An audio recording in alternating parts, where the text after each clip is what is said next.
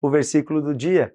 Está na carta de Tiago, capítulo 1, versículo 22 em diante, diz assim: sejam praticantes da palavra e não apenas ouvintes, enganando vocês mesmos. Aquele que ouve a palavra, mas não a põe em prática, é semelhante a um homem que olha a sua face num espelho e depois de olhar para si mesmo, sai e logo esquece a sua aparência. Tiago está nos chamando a atenção para a importância de colocarmos a palavra de Deus em prática. Toda a carta de Tiago tem essa tônica sobre a relação entre a teoria e a prática na vida cristã. Como é fácil nós ouvirmos a palavra de Deus. Cada vez temos mais meios para isso. Na internet, e cada vez existem também mais igrejas espalhadas por aí. Você pode fazer todo dia um devocional, você pode ler a Bíblia. Porém, se tudo isso não se transformar em atitudes, perde o sentido.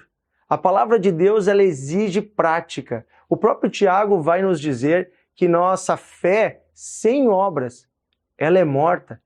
Então, há um convite bíblico para que você e eu pratiquemos a palavra de Deus.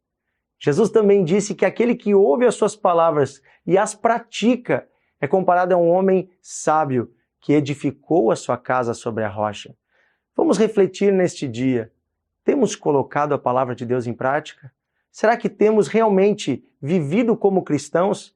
Será que nossas atitudes elas estão sendo conforme os ensinamentos de Jesus? Que o Senhor nosso Deus nos dê sabedoria e graça para aplicarmos a sua palavra em nosso dia a dia.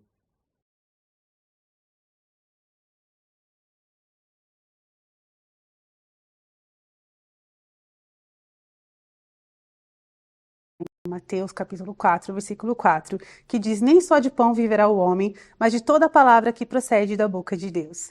E quando a gente fala de comida, de fome, o que você tem fome? Eu acho muito interessante que Jesus, falou lá em João que a vontade dele, a fome dele era fazer a vontade do Pai. E é muito fácil a gente identificar a vontade do nosso corpo, a nossa fome, os benefícios também que a comida traz para a gente, a sensação de fortalecimento, a sensação de consolo, mas nós não ficamos em pé de uma forma global se nós alimentarmos só o nosso corpo. Nosso físico, sim, vai ter o reflexo da comida, mas as nossas emoções, o nosso espírito também precisa ser alimentado.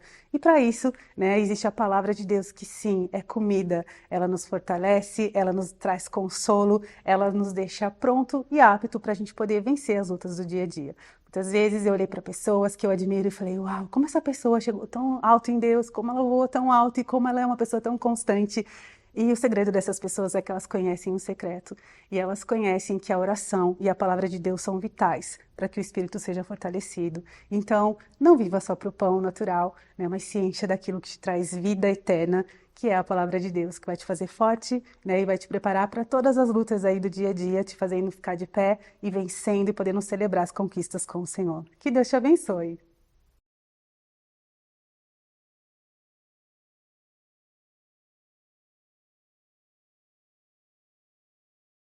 Em 2 Timóteo, capítulo 3, versículos 16 e 17, que dizem assim: toda a Escritura é inspirada por Deus e útil para o ensino, para a repreensão, para a correção e para a instrução na justiça, para que o homem de Deus seja apto, plenamente preparado para toda boa obra.